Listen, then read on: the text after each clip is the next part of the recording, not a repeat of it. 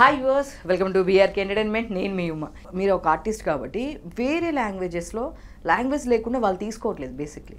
అవును, కానీ మన దానిలో మాత్రమే దీని మీద పాపం చాలా మంది టెలివిజన్లో కానీ. నేను తెలుగు ఎలా మాట్లాడతానో తమిళ్ అంతే ఫ్లూయెంట్గా మాట్లాడతాను. నేను చదివిందంతా చెన్నై, నా స్టడీస్ అంతా చెన్నై, నేను హాస్టల్లో ఉన్నాను.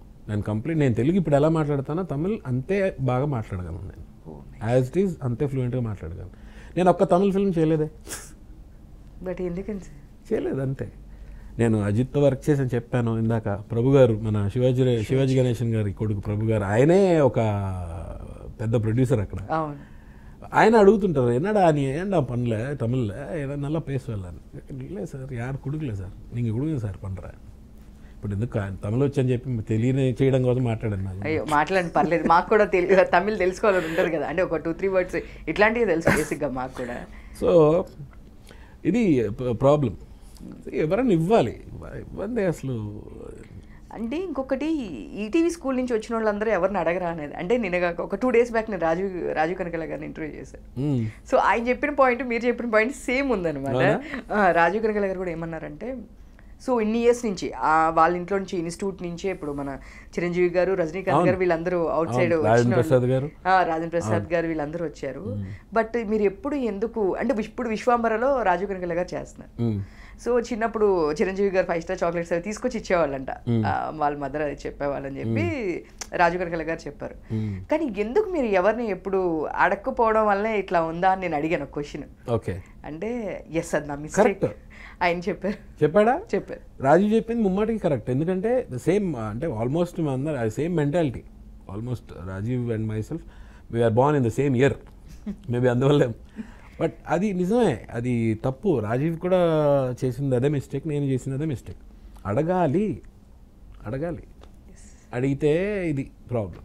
నెక్స్ట్ వాళ్ళ అబ్బాయికి కూడా చెప్పారనమాట, మా ఛానల్ త్రూనే నువ్వు మాత్రం నాలాగా ఉండొద్దు. అవును, కరెక్ట్. అందరు పిఆర్ బాగుండాలి, అందరితో మాట్లాడాలి, అందరినీ అడుగు, తప్పులేదు అసలు. ఎందుకు అంటే ఆ సిచ్యువేషన్ కూడా ఏం చెప్పారంటే, అల్లు అర్జున్ గారు వాళ్ళిద్దరు కలిసి ఒక మూవీ చేసినప్పుడు, సార్ మేమే అడుగుతున్నాము, మీరు ఎందుకు అడగరు, తప్పే ఉంది, ఎప్పుడు కలిసి చేద్దాం, ఇట్లాంటివన్నీ మేము అడుగుతున్నాము, మీరు అసలు ప్రూవ్డ్ యాక్టరు, మీరు ఇంకా మంచి స్టేజ్కి వెళ్ళాలి, మీరు అడగట్లేదని అల్లు అర్జున్ గారే అన్నారు. Okay, perfect.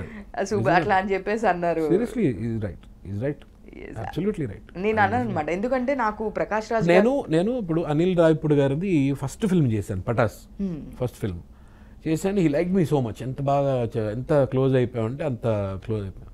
తర్వాత ఇప్పుడు దాకా చేయలేదే. మళ్ళీ ఎప్పుడో ఒక ఫంక్షన్లో ఎక్కడో హయత్ హోటల్లో ఎక్కడో కలిస్తే, పార్కింగ్ దగ్గర ఎక్కడో కలిస్తే, అన్న ఏంటన్నాను, వాళ్ళు కనపడవు ఏంటన్నా, ఒకసారి వచ్చి కనిపించవచ్చు కదా, గుర్తుండదు మాకు ఇది అని. He's right. ఒక్కసారి ఫిల్మ్ స్టార్ట్ అవుతుందని అనౌన్స్మెంట్ ఏదో వస్తుంది కదా, ఒక్కసారి ఆఫీస్కో లేకపోతే ఒక ఫోనో ఏదో ఒకటి ఒక్కసారి చేస్తే ఎన్ని మంచి క్యారెక్టర్లు మిస్ అయిపోయామన్న మన సినిమాల్లో. ఇది అది అంటే డైరెక్టర్స్కి అన్నీ చూసుకోవాలి కదా, ఇంతమందిని చూసుకోవాలి. దీంట్లో ఎవరు దొరుకుతారు? ఇక్కడ నుంచి ప్రొడక్షన్ మేనేజర్లు కొన్ని పేర్లు చెప్తారు, కో డైరెక్టర్లు కొన్ని పేర్లు చెప్తారు, వాళ్ళ మైండ్లో కొన్ని పేర్లు వస్తాయి, హీరో గారు ఎవరున్నారో వాళ్ళు కొన్ని పేర్లు చెప్తారు. సో మన నేమ్ రాకపోయి ఉండొచ్చు, మన వెళ్ళి కనిపించామనుకో, మనోడు ఉన్నాడు కదా టక్కని. ఇప్పుడు మల్లేని గోపిచంద్ గారు ఉన్నారు, మల్లేని గోపిచంద్ గారు కన్ఫామ్గా ఏదో ఒక టైంలో నన్ను పిలుస్తారు. బోయపాటి గారు అంతే, బోయపాటి గారి ఫిల్మ్స్ కూడా నేను అలాగే చేశాను. ఇప్పుడు ప్రతిసారి ఆయన పాపం పిలుస్తారు. నేను ఇప్పుడు వీళ్ళందరికన్నా బెస్ట్ ఫ్రెండ్ రాజమౌళి గారు. మీరు శాంతినివాస్ కెరీర్ స్టార్ట్ అప్పటి నుంచి. బట్ ఇప్పటి వరకు నేను చేయలేదే. దాని తర్వాత ఏ సినిమా లాస్ట్ నేను చేసింది? మగధీర తర్వాత చేయలేదంటే నేను వెళ్ళి అడగలేదు. నేను వెళ్ళి అడిగితే ఎలా నువ్వు కూడా అడుగుతావు అంటే అంటారు. నాకు తెలుసు, I know about him, he's like that. ఆయనకి ఈ క్యారెక్టర్కి ఈ పలానా వ్యక్తి కావాలి అంటే ప్రపంచంలో గ్లోబల్ ఇప్పుడు ఆయన ఉన్న పొజిషన్ అది. అలాంటి గ్లోబ్లో ఎక్కడున్నా సరే ఆ వ్యక్తిని తీసుకురావాల్సిందే. Because he's proved himself so much. ఎందుకే నీళ్ళు అడుగుతారు అనగలడు ఎవరైనా రాజమౌళి గారితో? అసలు అనలేడు కదా. అసలు మగధీరలో మీరున్న టైం అలా క్యారెక్టరు మీరు హీరోకి రామ్ చరణ్ గారికి చెప్తున్నప్పుడు శత్రు వంశము వాళ్ళు 100 మందిని చంపకుండా చచ్చిపోరు అని అన్నప్పుడు శ్రీహరి గారు మీది కాంబినేషన్ యాక్చువల్గా. అవును.